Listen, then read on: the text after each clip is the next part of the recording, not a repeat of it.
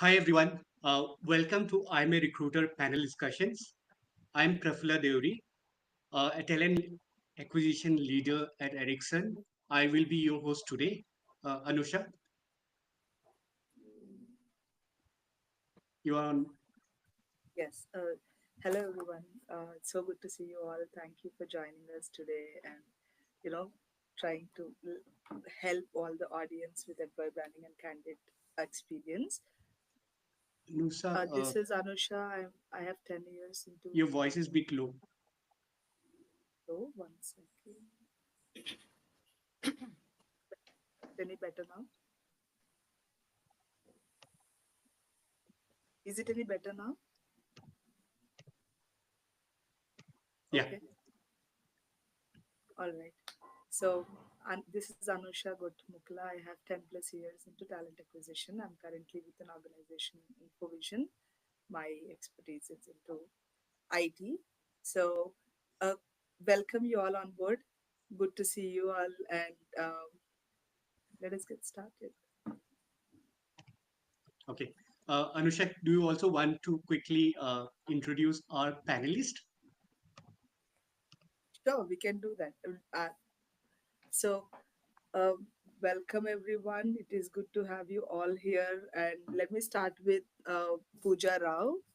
Pooja Rao has 17 years of experience into talent acquisition. She is currently a DGM talent acquisition leader with Ashirwad by Alexis, and she's from Bangalore.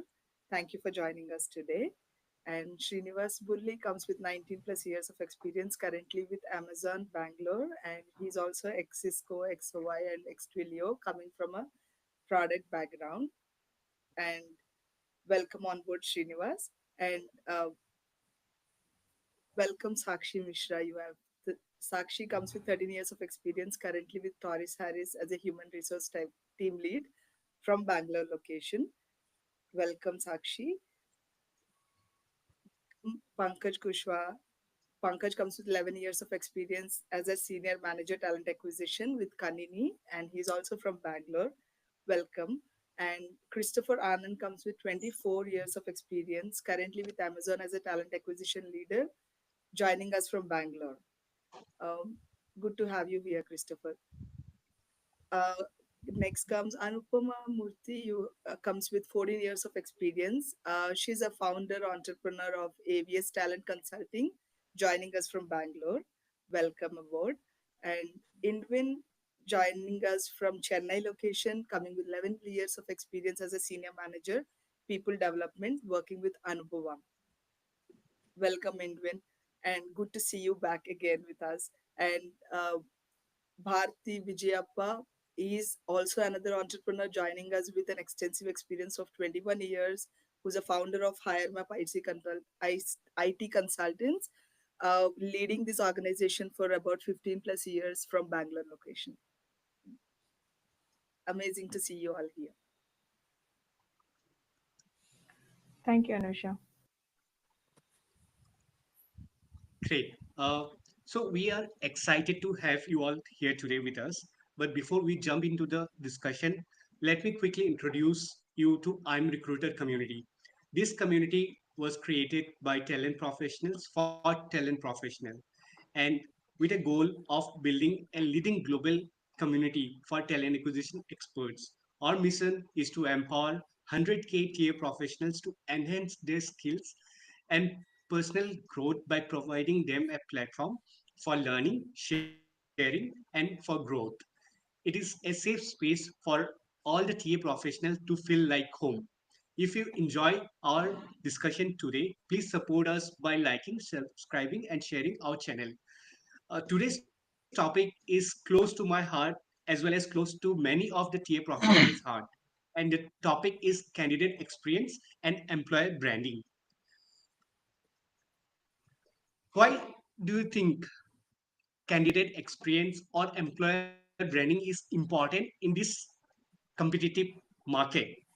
So we have done lots of research, and in all the research what we have seen that almost 75% of the job seeker consider an employer brand before applying, and this data is collected from Glassdoor.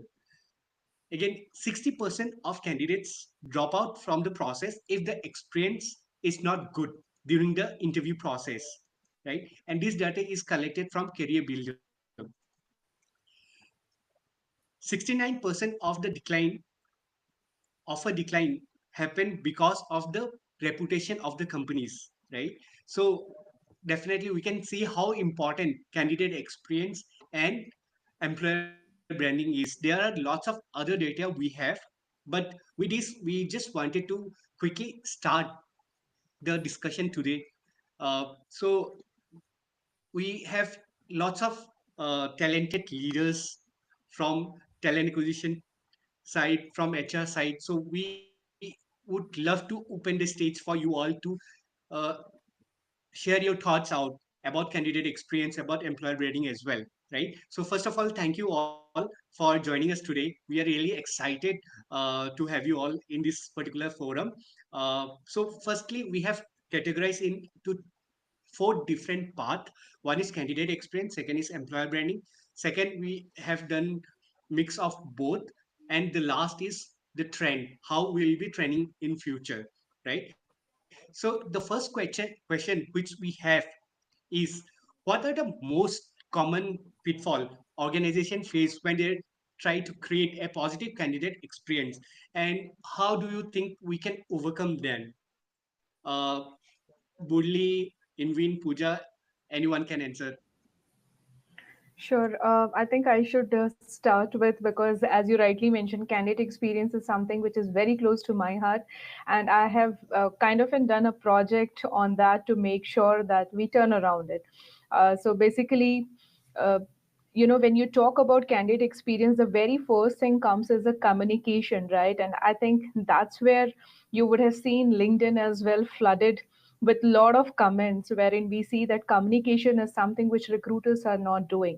So if we build a proper strategy on the communication, maybe with the automation or maybe in a different way, where the communication can be done not only by recruiter but also from the business side, that gives you a best candidate experience. And I can vouch for it, because when I implemented this, our turnaround ratio actually moved from 60% to 85%. And that's where, sometimes we have to say, maybe you have a good brand, but there are certain things where communication is very important, right? So I would leave next to Inwin and Bunli to say, otherwise I can just keep on talking.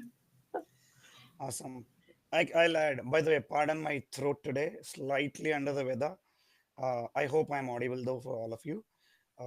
Awesome. Thanks, Inven. Thanks for adding that, Pooja. In fact, communication is the backbone, and one other aspect is the interviewer behavior, right? So the entire experience lands in how the interviews happen, what kind of a behavior, what kind of an experience was given by our interviewers. So preparing our interviewers on how to do that interviewing overall from candidate experience perspective as well becomes very critical here. And that's the joint ownership by the end of the day, the CXs, which is recruiter and interviewers. That was another point which I thought I can add. Over to you, Inven. I'll vouch with both Pooja and Srinivas, because communication is very critical. So now, for every one who may be a prospective candidate, or he may join or not join, so let us give him the best experience. And that's one of the best value proposition we can give it to our prospective candidates, because they will go and tell in the market how the company has treated them before we had onboarded them. So it's a free marketing from these candidates if they don't join also, but they will keep in mind what respect we had given them during the interview process. And I think many candidates report frustration because there is a lack of timely feedback, or the expectations are not clear. And then organizations can set up like automated updates, acknowledgements, and the common pitfall is like lack of personalization. So there is lack of personalization from the recruiter side. So if you make it personalized for each candidate, it's a big yes for every candidate, because he feels he's being respected and he's being acknowledged for the time he has given. So that would, the personalization takes the candidate experience to the next level, I'll say. Sure. Prafula, I would also like to add, see, all these things are definitely important, but when it comes in terms of process, right? The hiring process, you say, or the application process, if we keep ourselves in their shoe and if it is complicated and it is not having that tick, tick, tick like, we want, then they get frustrated and they're like, it is too lengthy. So sometimes, if you remember, when we started as recruiter, and we were doing our mass mails and SMS, right? When these features came in Naukri, we were so happy because no need of sending one by one, and then you could have done.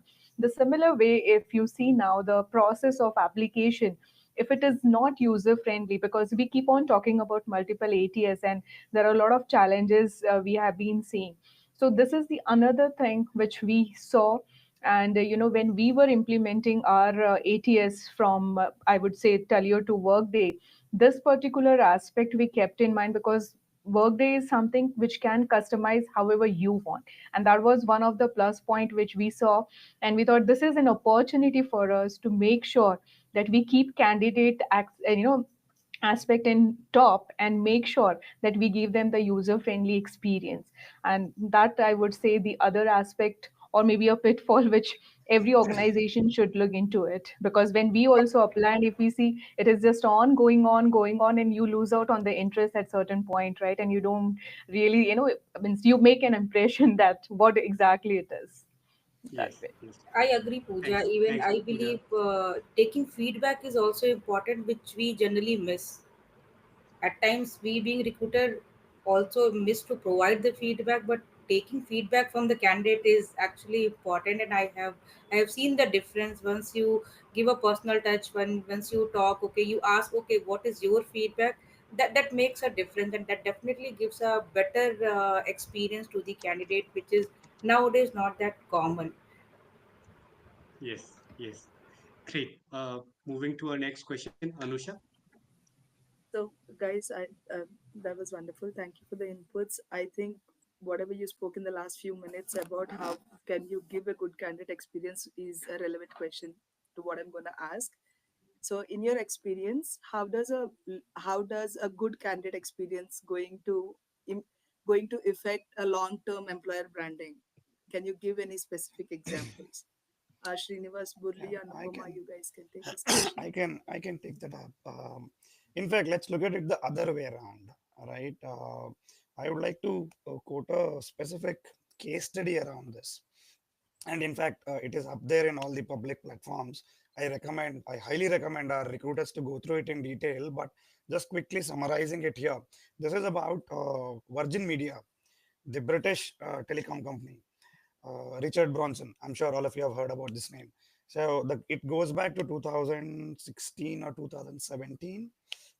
A new HR director comes in, and what Sakshi was talking about, the survey was going on and on and on forever. The NPS was completely into red. This gentleman looks at it, and there comes one specific candidate feedback, wherein candidate had written a horrible interviewing experience, which what she went through with, and all of that incidentally, she has explained. But at the bottom of it, there is one line which says, "I have been a loyal customer of Virgin Mobile, Virgin Media all this while. Now I am canceling my subscription and switching over to a competitor. And I'm not stopping at this. I am asking all of my family and friends as well to ensure they also switch." So the lack of candidate experience, or the poor experience whatever the company gave to her, started resulting into losing a customer. Now this HR didn't stop here. He went even more deeper, wherein, if this is the case, let's review the number of rejections that has happened over a period of time, and then see from the date of their last interview to 1 month how many folks have dropped out as a customer for Virgin Media. And it transpired 6% of people had moved out of Virgin. That resulted in, on an average, they were doing about 1,23,000 interviews year on year. If you apply that 6%, they lost a revenue of almost 5.5 million USD. So this is the impact if we don't provide a positive candidate experience where it translates into your bottom line as well, your revenues as well, your business as well. Just not about filling up a position, it's the entire business where it is getting impacted. So even in short term and even in long term, the loyal customer base, in fact, there is another thought around there is the cost of acquiring a customer. If you go out there and with all your marketing strategies, you acquire a new customer versus the cost of converting a candidate into customer, there is a humongous difference there, which is the candidate converting into a customer is highly cost effective. That becomes another channel as well for the organizations to acquire new customers. So in a nutshell, be it long term, short term, if the candidate experience is not up to the mark, it impact not only impact your brand, but impacts the overall business itself. Yeah, to add to that, Srinivas, the similar experience with Airbnb. So they, being in the hospitality industry, they also had, when they were interviewing candidates, they also had a negative feedback on their, the social media platform, where the candidate spoke about the interview process not being very transparent, not being very welcoming.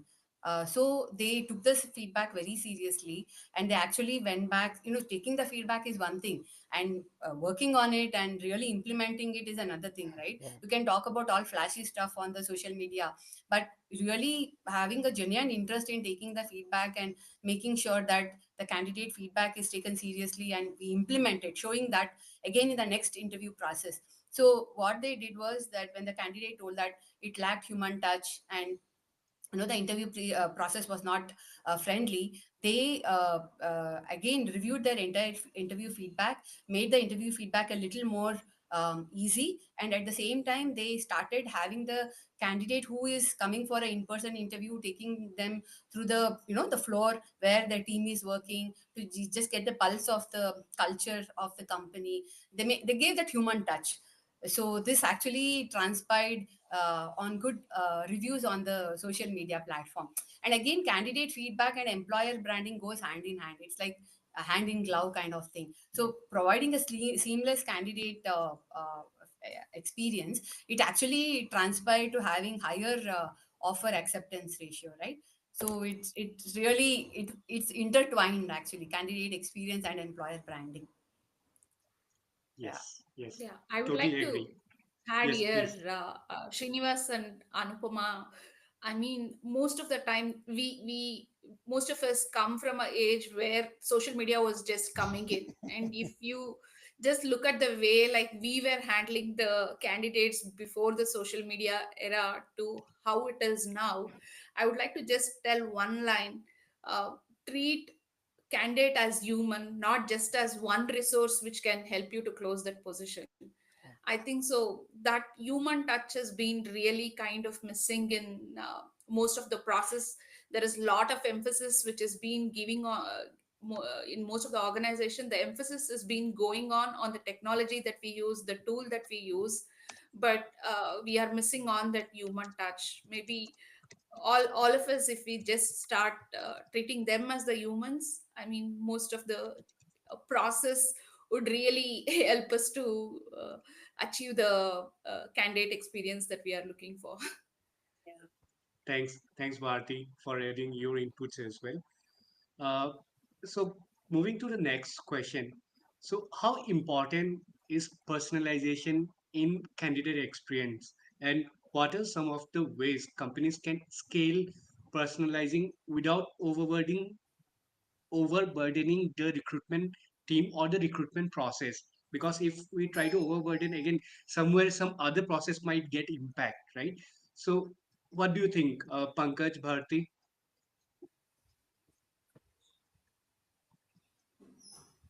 Yeah. Yeah. Prafulla, if we have to, I mean, personalization is something which is really very important for any organization, either it is a SMB kind of an organization or an MNC. If the emphasis is not given on the personalization of the candidate right from the time uh, we do the outreach either on an email mode or on a phone call, it is directly going to impact on the end of the funnel, where we tell, okay, there is a huge difference between the number of the candidates who are there at the top line to the joining numbers. And I mean, I have always been, when I look at a profile and find that profile to be a really a prospective candidate who can join us, I just not look at the current organization. I think so there is a huge play of the recruiter who is actually doing the first outreach. Okay, they have to really look if there is any kind of a common connection within the organization or within the team. And when the outreach is being going on, right, like that connections has to come out. And then the we have to make the candidate understand, okay, why this kind of an opportunity is really good for the candidate. Even on a call, it is not just like automated call where you're just capturing the values of the CTC or the notice period. It is much beyond that. That is possible only when a recruiter who really wants to acquire the knowledge which is more than just those numbers. So during those conversation, there is a lot of data which will actually help you to give that kind of a personalized experience throughout the process. And today we are talking about a lot of AI coming into the picture. Yes, at each stage of the funnel there is a lot of these AI tools that we can definitely we can use. And then look at the scale also. I mean, personalizing is really really important if you really want to have a good conversion numbers. Right. I second your thoughts, Bharti. And personalization is really important because we have just listened to example from Srinivas and Anupama. It not only give the human touch, even it gives some memorable experience for the candidate as well. In the current organizations, I have realized many candidates, they did not join us after certain level of discussion, but I have seen they have come up after 3 months, 6 months, 9 months, and double checking whether we have the positions open. So few, you know though we are talking about lot AI, but uh, you know the human touch is always matters. What experience you are giving to your candidate is always matters. And as Bharti rightly mentioned, that a recruiter play a very important role. So we should start this training our team members how to convey the right message to the candidate, not only collecting the CTC and what opportunity they are looking for. So I would say, we should leverage the recruitment team with the new technology. We should create some by default templates and give it to them so that they can go and connect with the candidate personally. We should automate our interview system, our uh, recruitment process, so that we should not miss, um, you know dropping the right message to the candidate. What happen if we have a candidate, L1, L2, L3, or technical 1, technical 2, technical 3 shortlisted. We go with very positive note and connect with the candidate, say that, hey, you got shortlisted and we are preparing for the next round of the discussion. But what if you have to keep your candidate on hold after second round and third round? We are not dropping a right message to the candidate. And that's why our community is having a very slang that HR is always saying that we'll get back to you, and that get back to you message we are not delivering in a right way. So these things, especially in the social media era, are very important, that we should train the recruiters, and not only we give the feedback, either candidate shortlisted, reject, or on hold. We should gather the feedback as well, so that we can correct our recruitment process in a better way and give the better service to the candidate next time, right? Yeah.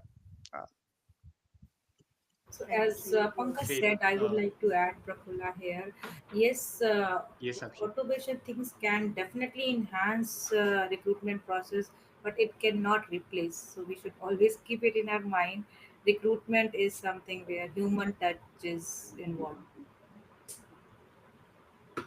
Thank you, Sakshi, Pankaj, and Bharti. Thank you for Anusha, can your you speak bit inputs. loud, bit low? It's on full volume. I don't know why. Is it okay, man? Let me just try doing this. Can you guys hear me now? Better? Slightly better. Sure. S- Okay. So thank you for your inputs. I think my next question is in similar lines. Good that you guys are speaking very relevant to the next questions coming up. So how do you guys handle any negative experience, negative feedback that is coming from candidates about their experience? And what do you do to turn it into a positive outcome or positive experience? One thing is taking baby steps, getting feedbacks and bettering our process. This question is more about how do you create a positive impact even on a negative feedback candidate? Is there anything that you guys do? Yeah. The Okay. I first would thing like that Sure. Christopher, let can I take Anupama this and question? Pankaj to take this. Sure. So, see, any feedback is according to me, is has to be considered whether it's positive or negative, especially negative feedback. We have to first accept it wholeheartedly, and work on it, right? So, being empathetic towards the candidate, and whether it's verbal or over email, sending them a message that, hey, thanks for the feedback, and thanks for sharing your feedback, and we would definitely look into this, and then probably work on it and get back to you. So this, first of all, sets the tone that, we are considering your feedback, and we are definitely going to work on it. As I told before, taking the feedback is one thing, and definitely working on it is another thing. So we have to look at, especially the negative feedback, to as an opportunity for us to, improvise on the shortcomings. And next thing is, first thing is acknowledging the feedback, and second thing is implementing it based on the candidate feedback. The candidate feedback can be, it can be in various areas, like the communication, timely communication, and providing timely feedback on various stages of interview. And next thing, maybe interviewer behavior also. They may come across the interviewer himself being very aggressive or very biased. It can be various reasons.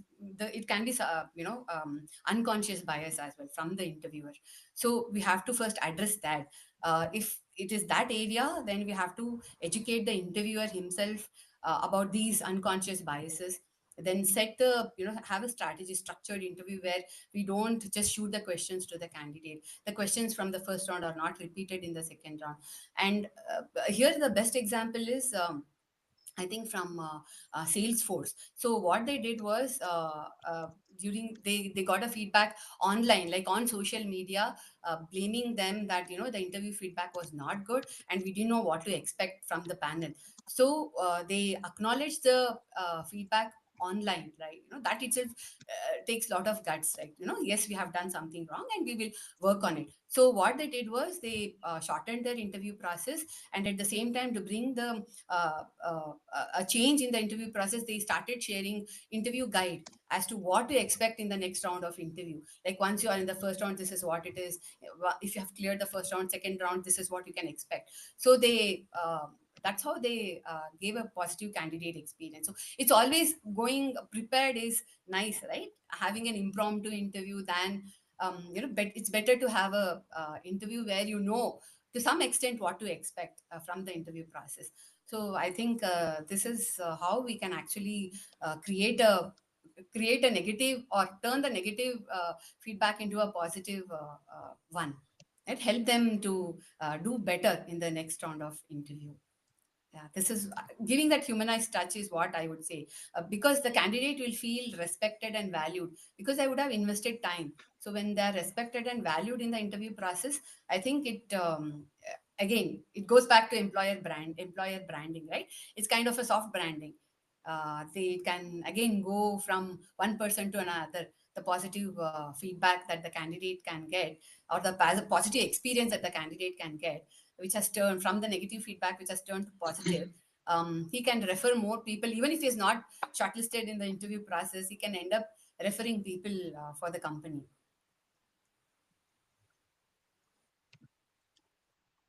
That's what I would like to add. All right. Yeah, I second your thoughts, Anupama. Rightly mentioned. Um, I'll tell you an example what we are following right now in our organization. So we have a candidate journey deck, which we always share to the candidate at the time of sharing the job description. So we set the expectations to the candidate. Hey, this is the recruitment and selection process. It may take a couple of weeks time or more. So please expect the response from our side in this time frame. So we have already set the TAT in front of the candidate so they can expect the responses accordingly. Number two, we have automated our system. As soon as we are changing the status of the candidate, either we are scheduling the interview or we are taking to the next round selection or rejections, they are getting an automated email. So they are very satisfied that hey, either they are shortlisted or rejected, selected, whatever, they are getting the message from our end.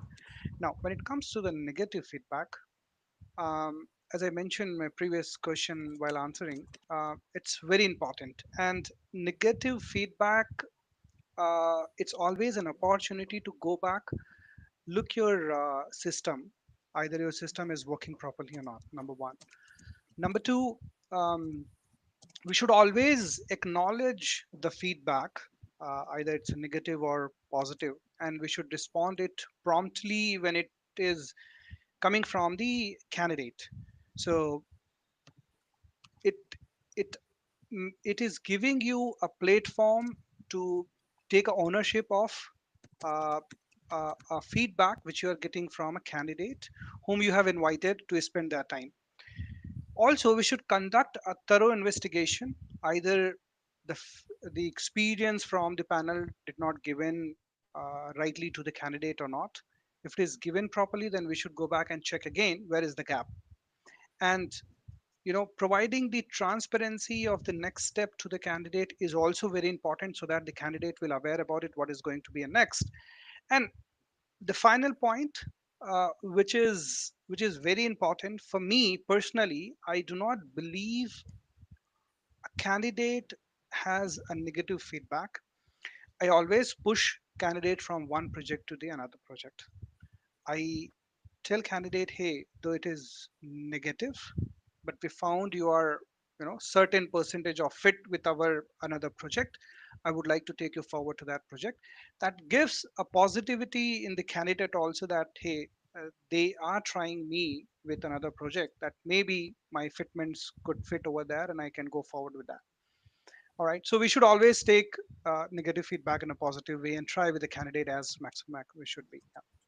They will be ready for future opportunities, and keep open communication with them. Right. Try. Yeah. Yeah. What can I add when the two of you have added everything? But I'll take a shot at it. It's a mirror to the face, right? When you receive negative feedback, you will hardly get enough people talking about negative feedback because they're worried about the interview outcome or will I get the job. And even after they join, they're reluctant to actually give real feedback because the impact of that, right? So, if you get negative feedback, treasure it. It's a mirror to the face. So that's point number one.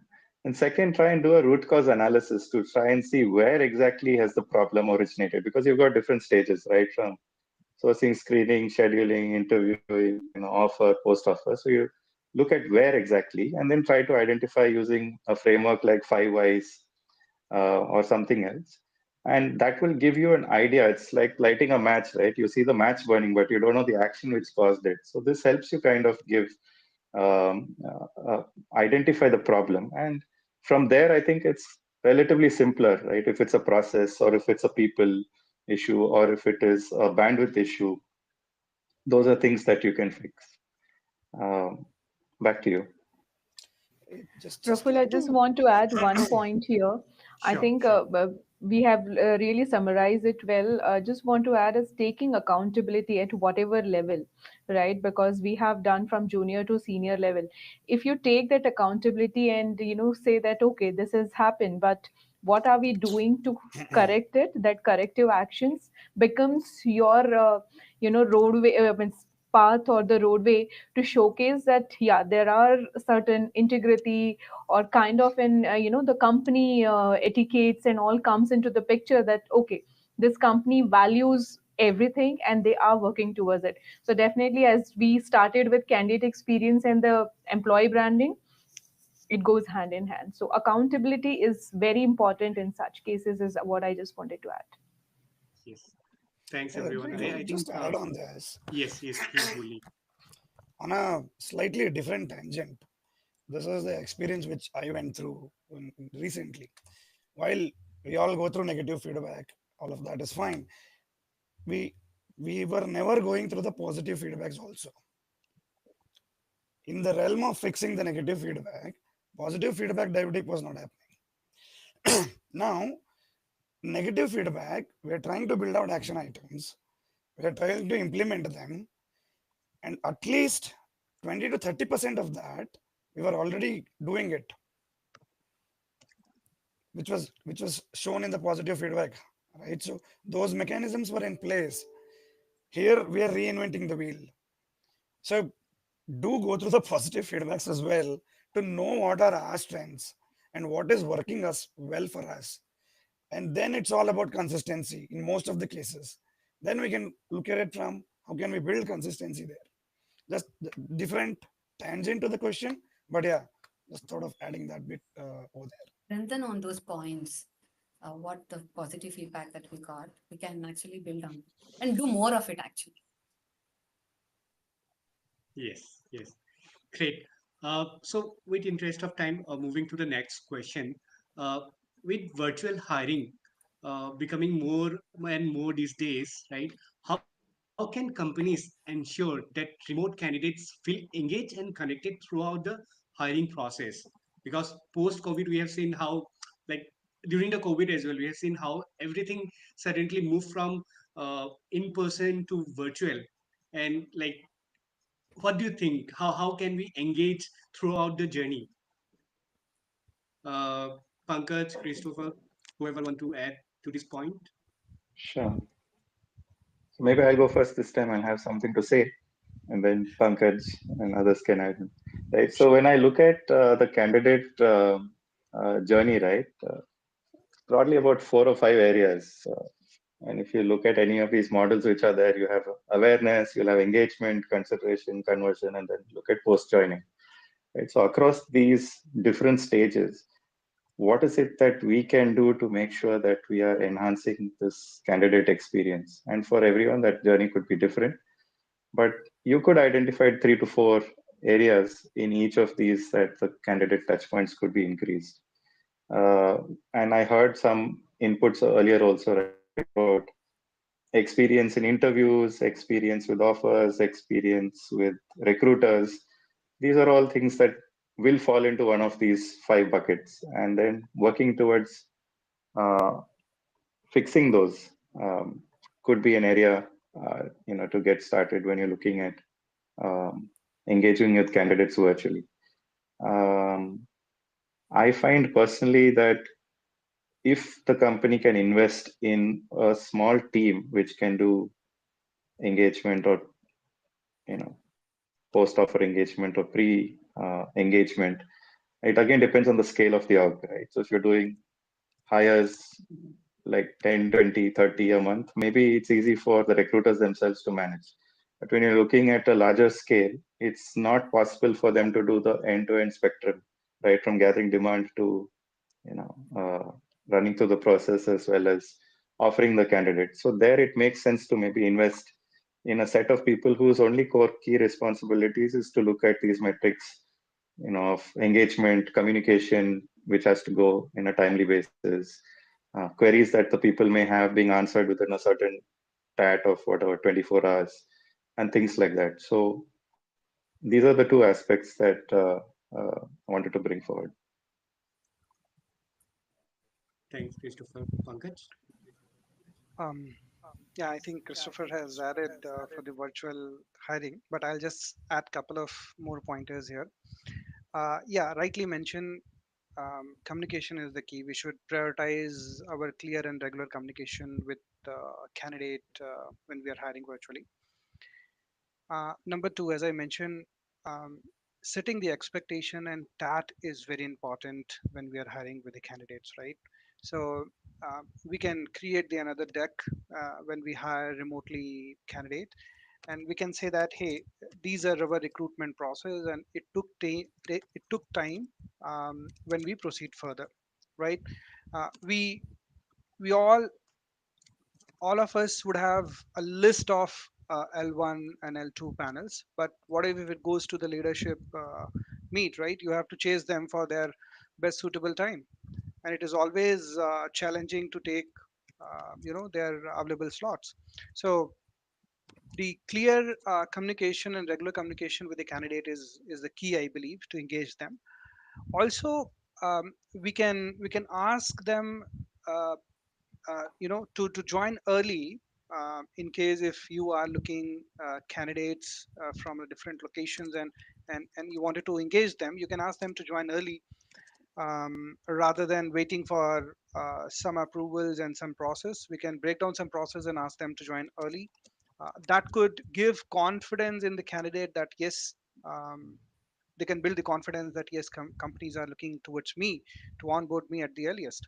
So yeah, these are the pointers from my side. Also, yeah, gathering the feedback from those candidates on the process of the recruitment, how companies feedback on the social media, what they think about the organizations. Those feedback will help us. And the last, not least, we should send a candidate survey form with a certain questions so that they can answer, which will help us by end of the month, quarter, and year to look back and understand how much experience we have given to the candidate. Great. Prafulla, I want to add. See, I Yes, think Pooja. we are talking too much of theory, but when it comes to virtual experience, one of the experience I would like to share, because when post COVID, when we started really hiring, we wanted to make it a little more interesting. What we did is we recorded the office virtual video with the team interaction, the environment, the kind of in culture, what kind of in sports, and how does the office look, to make sure that when they come back, they are joining. Because even we, right, when we wanted to join any brand, we're like, oh, this company looks so good, we should be here. Why not we are? So that actually gives you a different real essence, and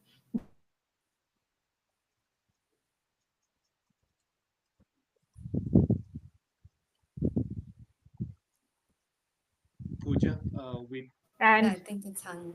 Yeah. yeah. yeah, Can you in can you between hear me now? yeah, yeah, we Yeah, can yeah. hear you. Oh, sorry. I think there is some network issue. So I was just saying that that particular experience really helped us.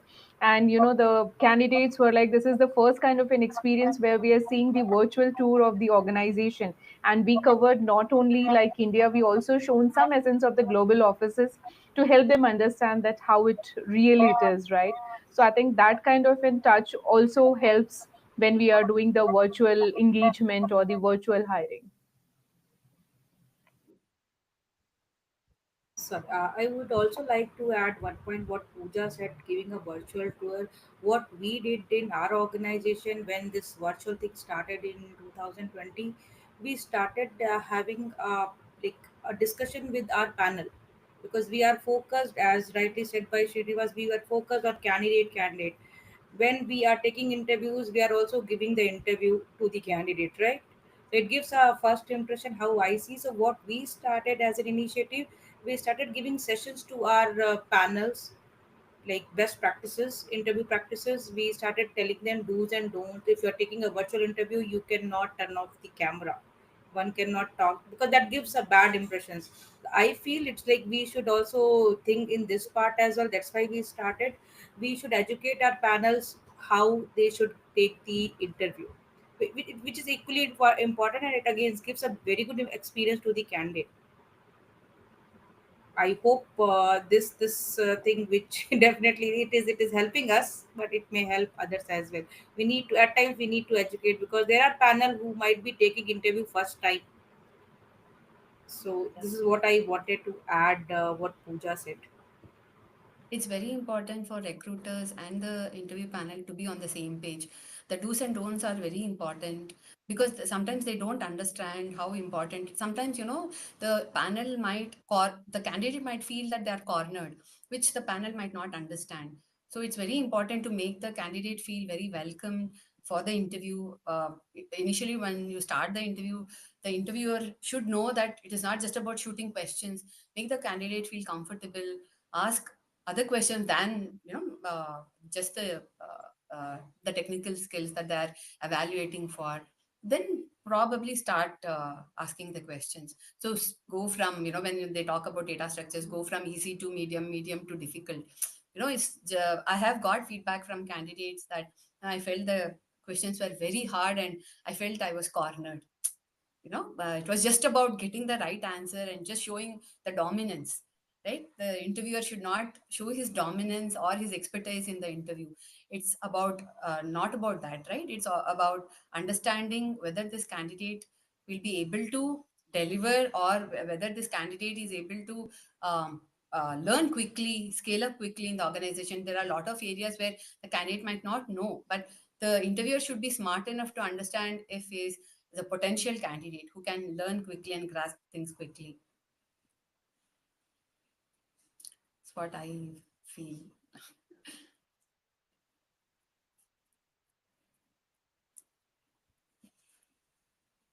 Thank you, Prafulla, guys. I think you are on mute. Thank you, guys. I believe. Thank you for your inputs on this. Um, let's move on to employer branding, and with interest of time, we want to also cover equally good inputs on employer branding, right? So let me start with it. How do you think the role of employer branding has evolved in today's competitive talent market, especially in our tech space? Anupama, would you like to take this? Yes, thank you. So, employer branding has actually, it has significantly evolved in today's competitive talent market, especially the tech industry. It's no more just an HR function, right? It is more about, it's becoming a strategic function which integrates overall business operations. So, initially, employer branding was all about job posting, career website, but now it is about creating a holistic experience for the candidate, having company vision, mission, and value system in place. So that's what I feel. Right now, it is not like what it was probably, say, 10 years back. So employer branding, it's not just controlled by the company now. It's also controlled by the candidates and the employees also. So they can just go on social media, rant anything. So it becomes it's a very sensitive thing now. You have to make sure that you have to give a very good candidate experience so that the candidate feels valued and respected. And at the same time, the candidate who is valued and respected has, as I told you previously as well, the offer acceptance rate increases, and the candidate joining the organization becomes more. So I can just give an example here. So I came across one when I was just doing some review on this. I came to know that HubSpot has launched a program called employee advocacy. So they actually let the employee talk about the experience on their social media platform. So it is that open. They want to keep it transparent. They want to show that yes, we are really walking the talk. Right? Employer branding has evolved a lot in the recent years. And when we talk about employer branding, now they also take into consideration the diversity and inclusion. Initially, when it started, it was just D&I. Now it is DEIB, right? So it has evolved. As in, if you have to become a good employer, uh, if you want to brand your organization, you have to really accept the diverse perspective. So that is where they are advocating diversity, equity, inclusion, and belonging as well, showcasing that we are a brand which really are diverse and we consider diverse perspective also. That's what I would actually like to add.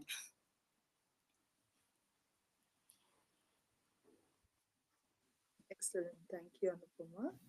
So, Can I add anything, Anusha, on this sure, quickly? sure, Just to sure, aspect, Pooja. because I think the major focus, as Anupama rightly mentioned, is there on the certain points, but similarly, focus on the growth and learning, right? Every organization is highlighting, because these days nobody want to reject anyone or keep it on hold because he or she doesn't know something. There is something called reskilling and upskilling, and talking about how the growth opportunities has been given within the organization, or creating the successor for particular role, wherein we know it is very difficult to hire that particular skill from outside, right? And that also become kind of an employer branding these days, if you have noticed, because every candidate who wants to go or make a next move nowadays have started looking what is there for me to grow with the organization.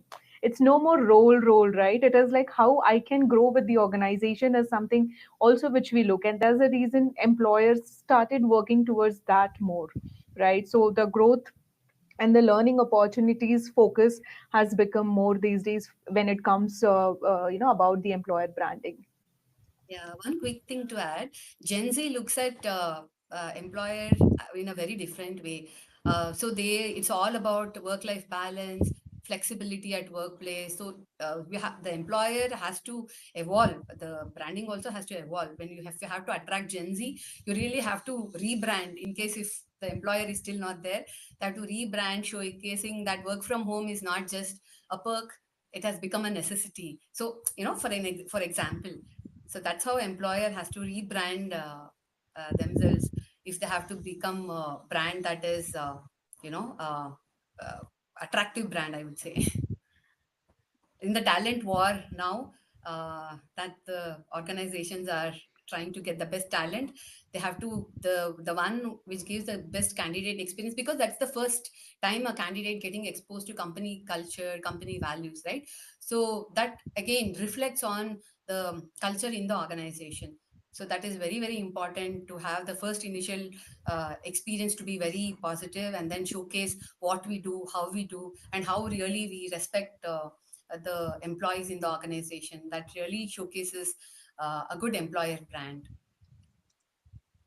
Thank you, Anupama and Pooja, for your inputs. We would like to take it ahead to this next question we have regarding employer branding. How do you measure the success of your employer branding initiatives? And what KPI or metrics are used for are the most effective ways to track it? Christopher, would you like to take this? Sure, thanks, Anisha.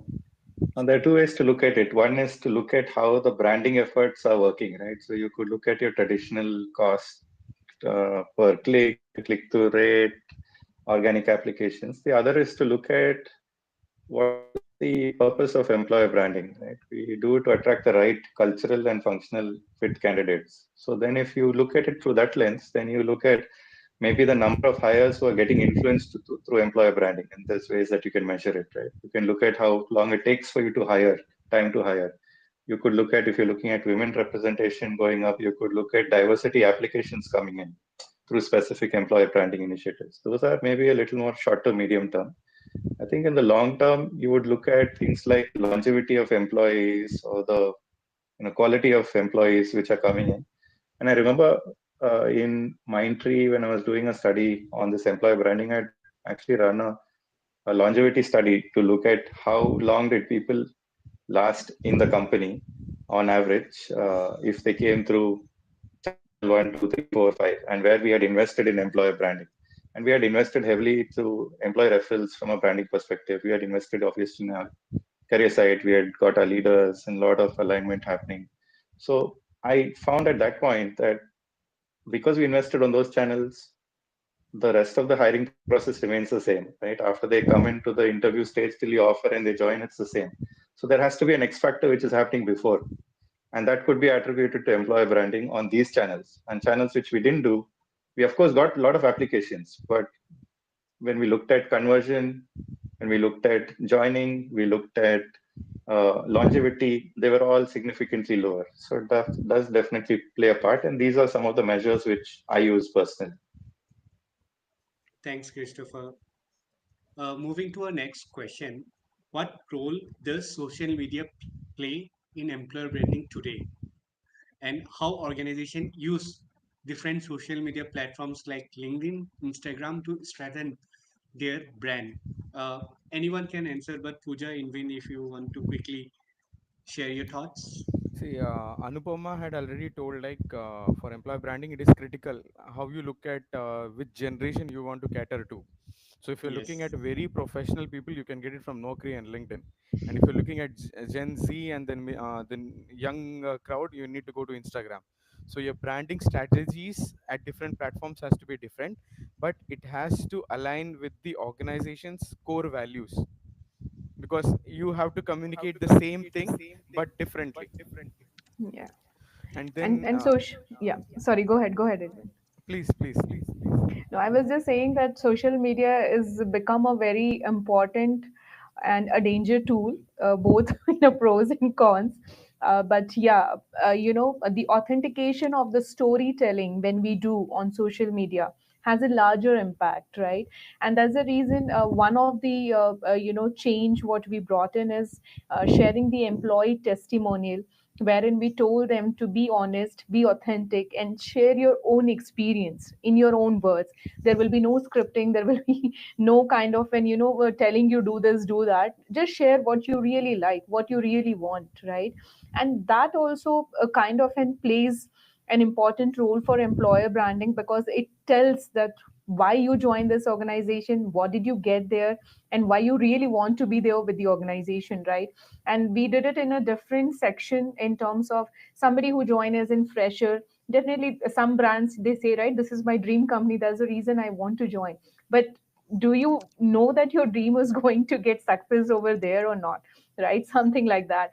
People who have spent 5 years, there was one employee whose testimonial we shared, and we really got some great inputs. The person was there in US who joined as in fresher, and he was serving as a senior VP at the age of 62, right? Because there is no retirement age in that organization, and that's the reason. So this was kind of in giving in experience why people want to grow with the organization, why that particular employer, you have or chosen to be successful in your career, right? So it plays an important, but at the same time, something goes wrong, right? This all, whatever the positive efforts you have taken or the metrics you have driven, everything goes in vain, right? And then people start criticizing. So we have to be very careful what we are putting in social media and how long you're putting, because uh, I think LinkedIn had come up with this, right, wherein you need to have a tenure for your each post,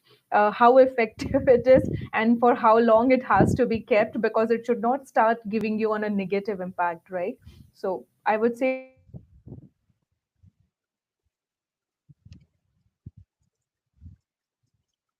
Did we I lose can't Miss hear. Pooja? I think So that's true. What is relevant now may not be relevant few years down the line. So we have to, it is an evolving process. We have to make sure that we understand the pulse of the candidate market and then design strategies accordingly. Just because Yep. one process aligns with an organization objective, that we cannot copy the same. Maybe, yeah, we can tweak the process, but we have to make sure that it aligns with the organization values and the culture as well. Otherwise, one solution doesn't fit all. Sure. So Sure. hence, even the social media, I think we have to be very careful what we put there.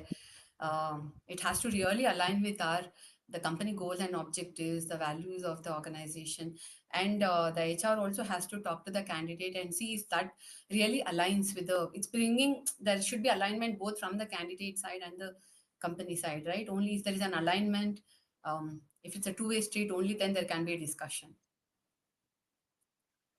Yes, yes, great. Thanks, Anupama. Moving to our next category, which is combining candidate experience and employer branding together, right? So there are like many questions we wanted to ask, but because of the time interest, we just wanted one very specific and important question. How can small and medium-sized business create a compelling employer brand and candidate experience without the resources of the large organization or corporation? Bharti, do you want to take it?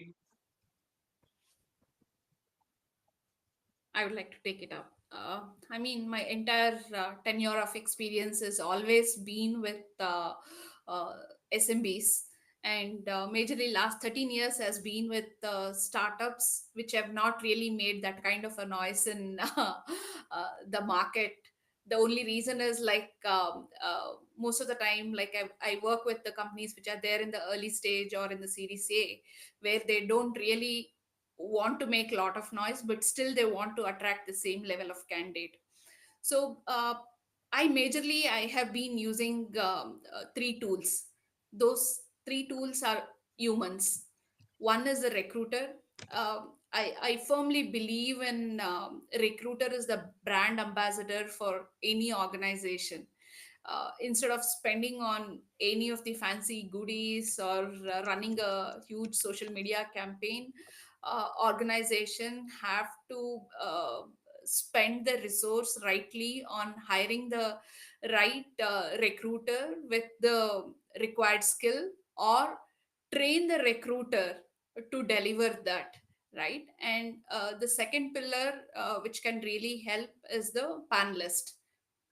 I mean, I had been really fortunate to work with a couple of startups wherein I mean, majority of the interview panel believe in the company's vision, what they've been working for, and they have been able to give that experience to the candidate during the interview process.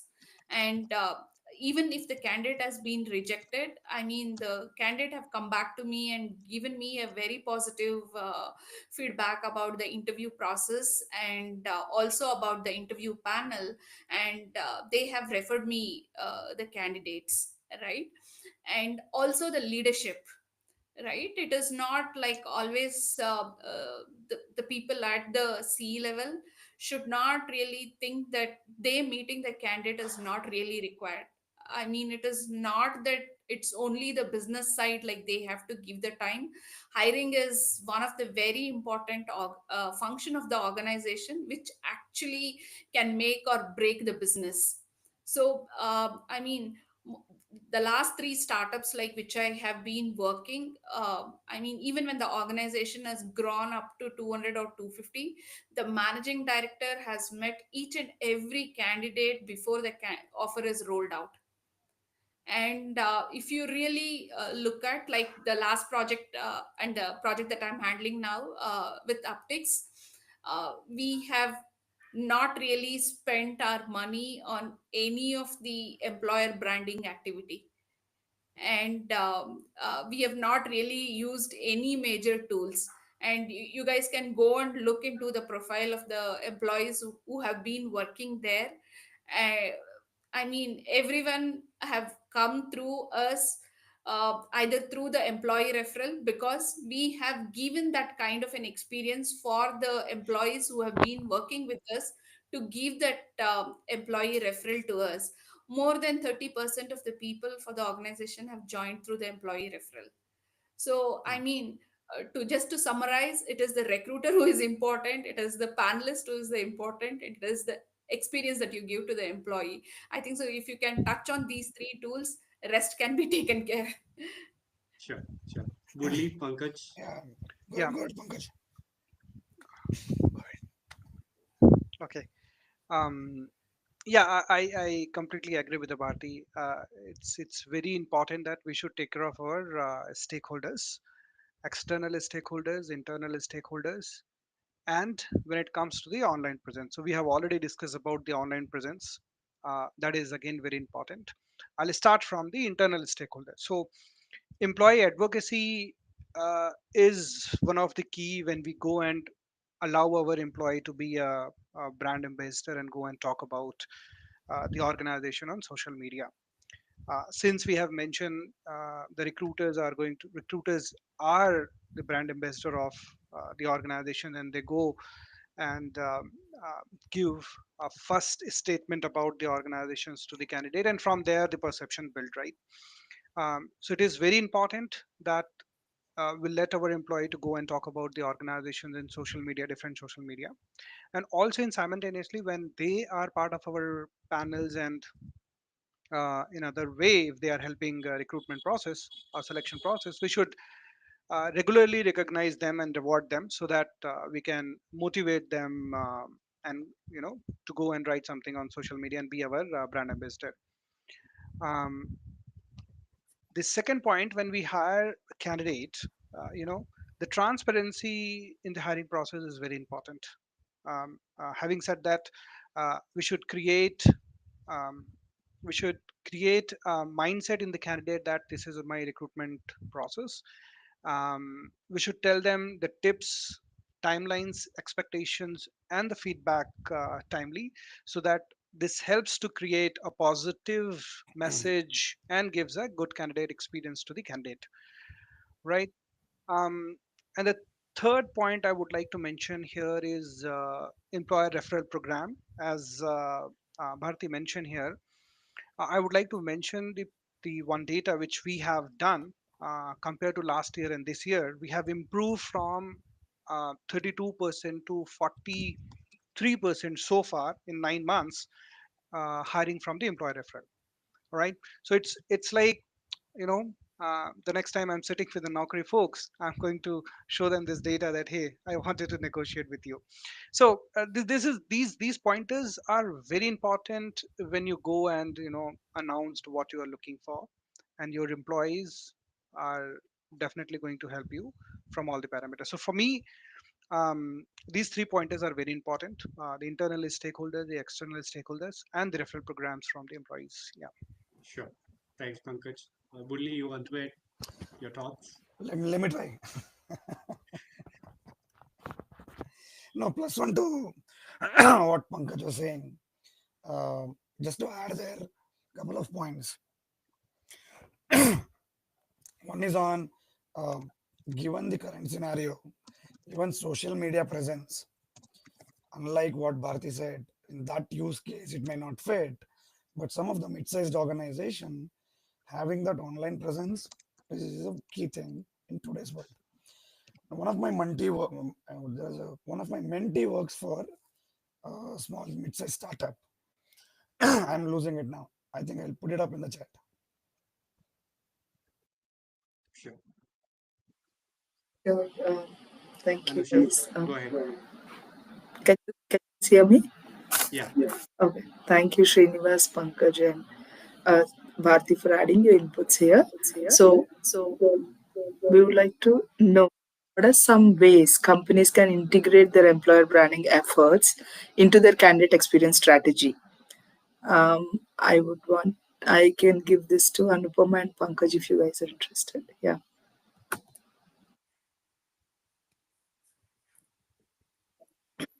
So, um, so as we discussed earlier as well, positive candidate experience, it leads to strengthening of the brand value. So it goes without saying that from start till end of the recruitment process, and even with the onboarding process, it all starts with the candidate experience. So from the time the candidate engages with the brand, say through the portal or the referral or the career website, the candidate should get the sense of get a clear sense of actually the company culture and values. So to integrate employer branding with the candidate experience, first thing that we have to do is to personalize the candidate communication, where the candidate feels, as I mentioned, this is very, very important. They should actually feel valued and respected because they are investing time. They're yeah, first of all overwhelmed with all the interview process. They're expecting us to get back to them, so they feel that they need to get a proper timely communication from the HR. So even if they don't get selected, they need the feedback, right? Next is to ensure that we integrate the company values with the interview process itself. So as I told you, last just quoted Airbnb experience. So they have to actually, because they lacked that human touch, it felt very robotic. They had to really come back, work on their interview feedback, how to make this whole process very friendly for the candidate. They had to really work on it. And then one more way to strengthen the employer brand is to again, be very active on social media. That's very, very important. Share some snippets. Show what kind of work culture you have in the organization.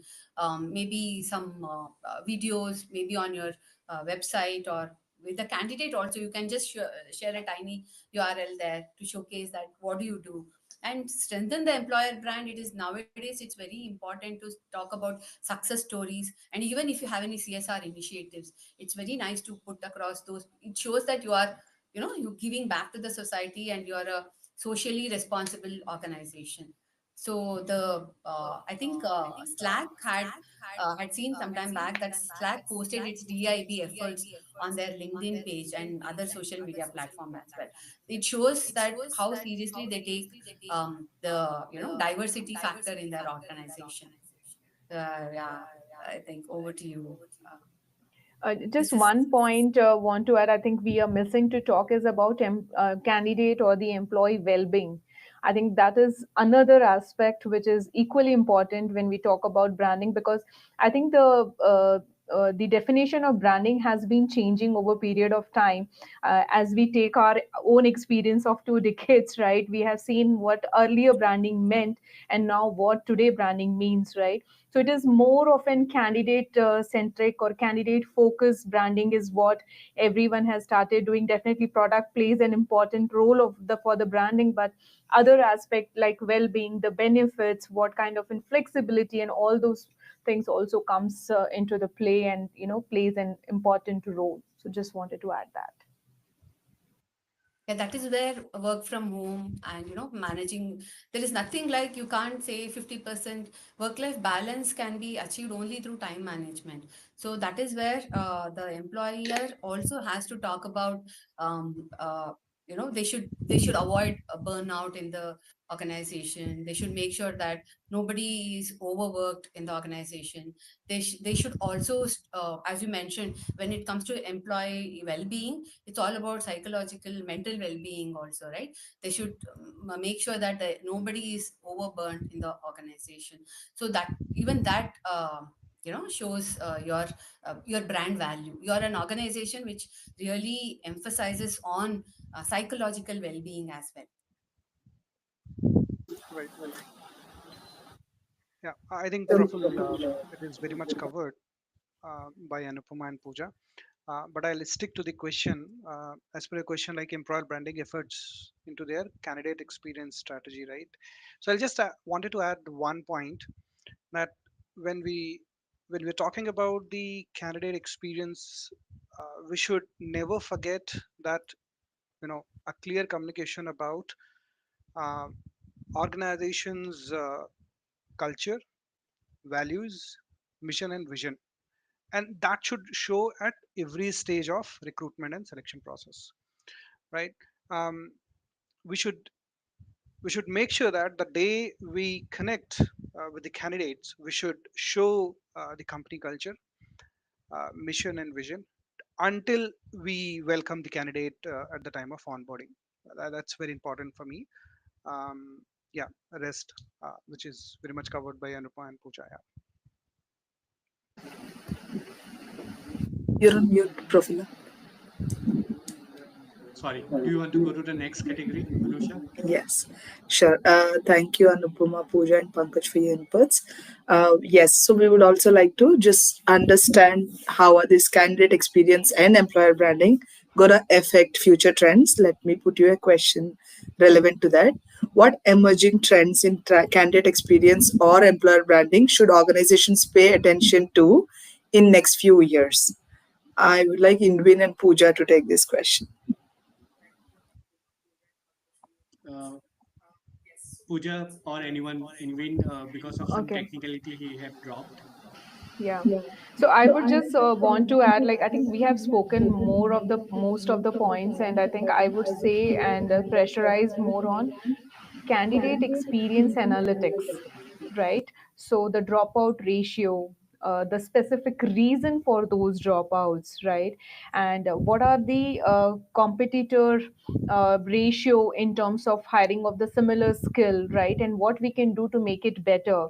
how we can make it our hiring process better, in terms of if we are lacking on certain process or steps, if it is a lengthy process, how we can shorten it, or how we can make it more impactful process, wherein we can make sure that certain metrics get reduced, right? So when I talk about dropout ratio, it is not only like you offered and somebody declined. There has to be an effort to go and negotiate or understand that why he or she wants to decline, because this is where the effort comes into the picture. And that's where when I go and talk to the team, I just say that don't do the postman job of downloading the resume and sharing the resume. Put some, human essence into it to understand whether he or she is really interested in that particular role, because it is everyone's time, and especially your time and effort, right? Because you're the first face of the organization who is initiating that particular trend, right? So that becomes very important, and that's the reason that candidate experience analysis is very important. And when you put across this to the business or to the leaders, to help them understand that we have done everything right, but still something going wrong is this other things, right, which has to be done equally. When I say equally, it is not only TA function's responsibility, it is everyone's responsibility. And that's where that analysis comes into play, and plays actually a major role, which we all have to give more importance, I would say that, to help understand that where all the effort goes, or how we can utilize our efforts. Thank you. Sure. Pooja. I would like to add here, Prafula. I Yes, second Bharti. Pooja on what she said. It is not just the responsibility of the TA team. It is the responsibility of the entire internal stakeholders who are involved in the process.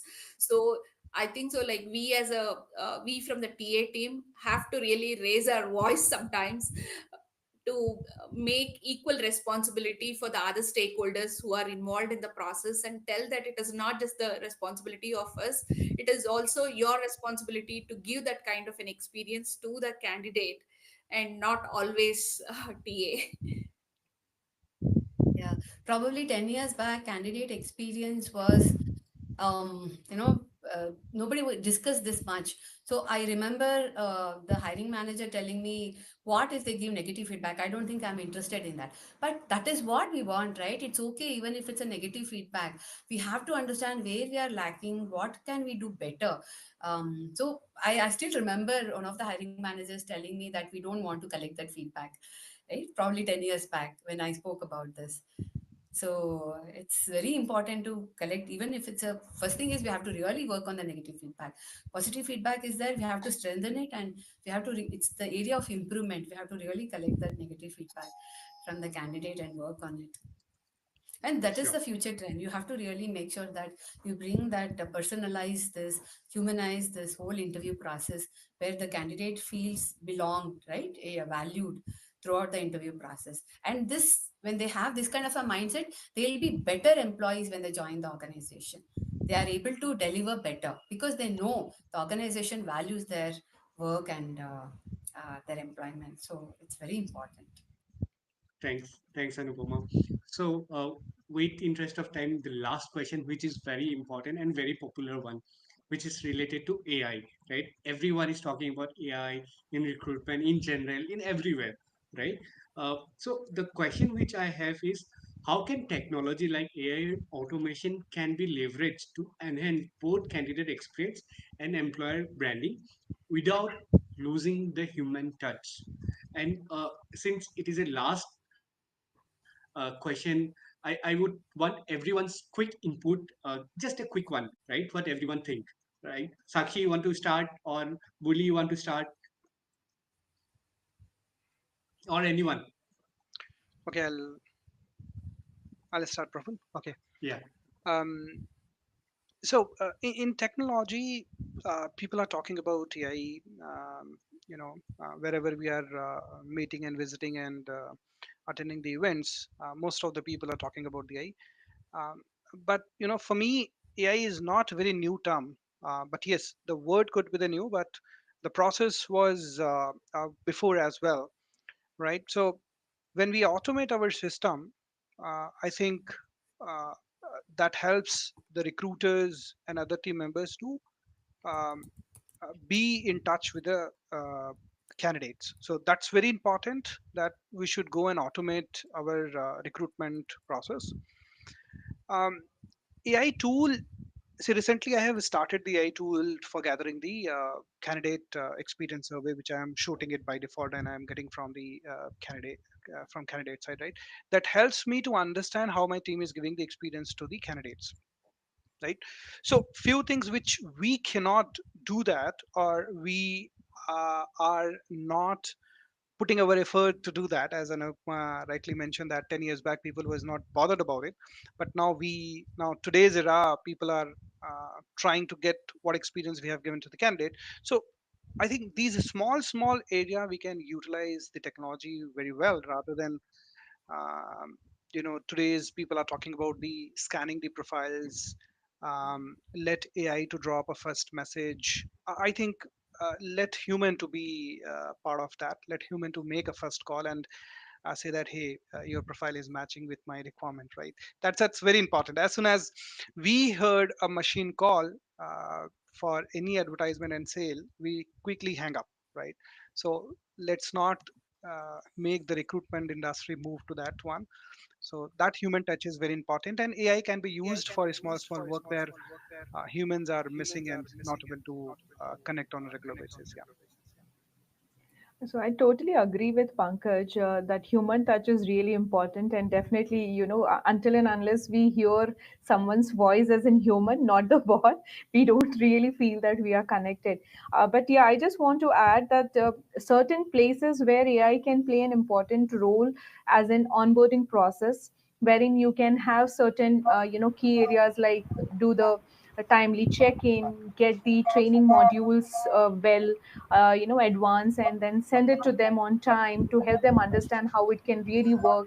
Give them the virtual tour before they really start their journey in the organization through the AI module, right, wherein they understand what is this organization all about, wherein they actually go and experience in hand, right? So these are the places where AI can be really utilized.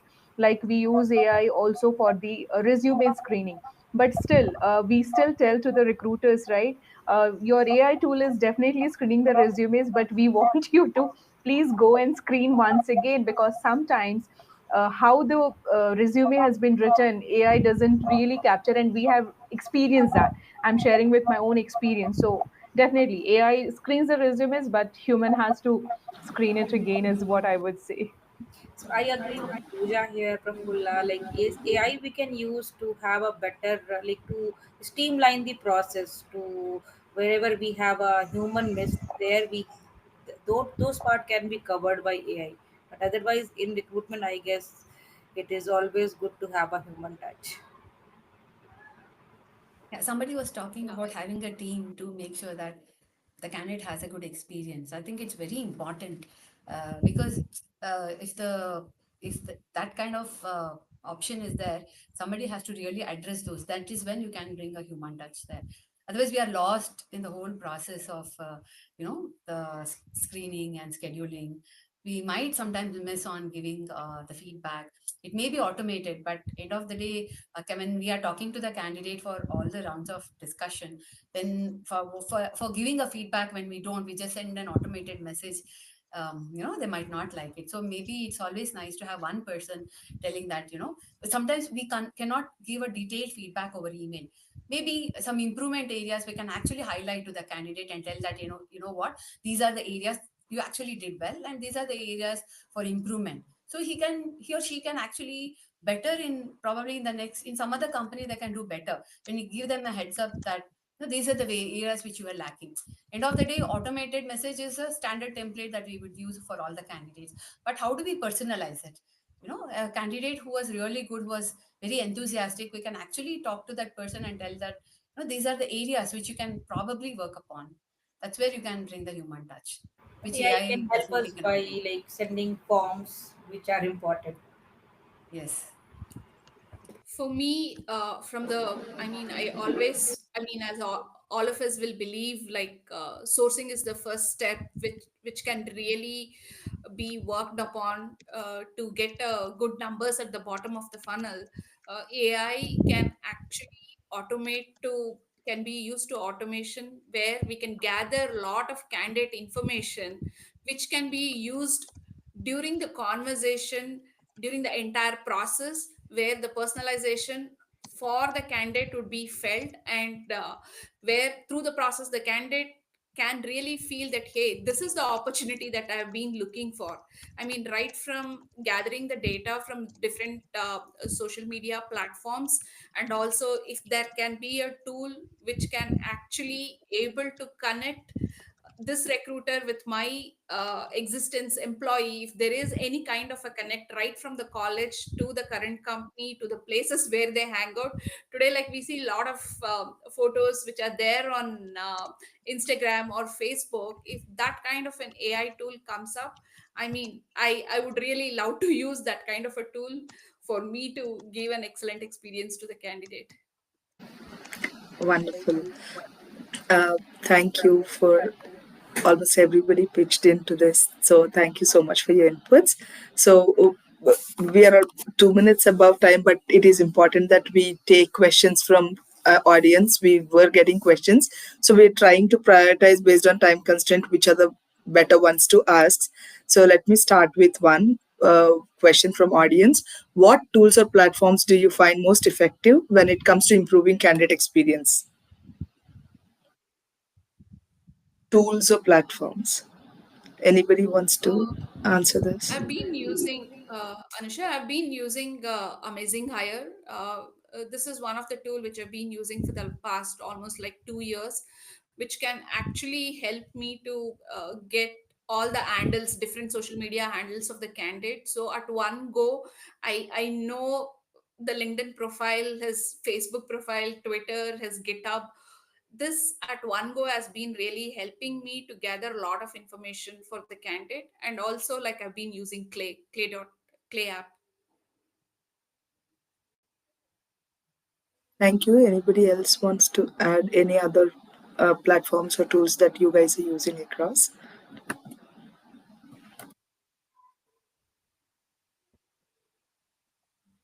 So I can add. So probably to collect feedback, there are many tools available integrated with ATS as well, or like SurveyMonkey in general, right?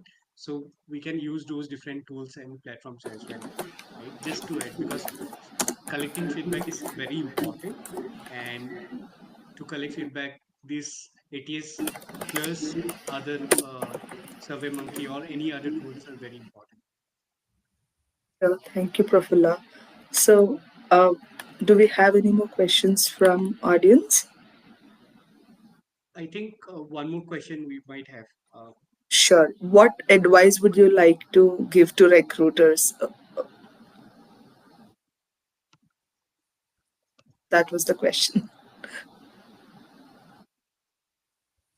I would like to answer this question, Ansha, being a recruiter from last 13 years. As we keep on discussing, human touch is important. Having personal touch, giving regular updates, taking the feedback, all these things are very important being a recruiter. Because when you are looking for a job as a candidate, you might be getting hundreds of calls. Which call that person would like to continue is it depends how you are talking, how well your conversation was. So that is really important. Yes, I agree with you, Sakshi. Maybe communication is the key being a recruiter, right? Communication and transparency on the process throughout is something that keeps us alive. Yeah, I agree with you. So, thank you so much. I think we're done with the questions for now. Moving on to Profula. Yes. So thank you all. Thanks to our audience for joining us in this insightful discussion.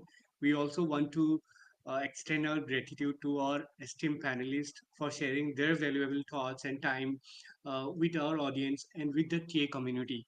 And lastly, a big shout out to our I'm Recruiter community members and the core team member for their support.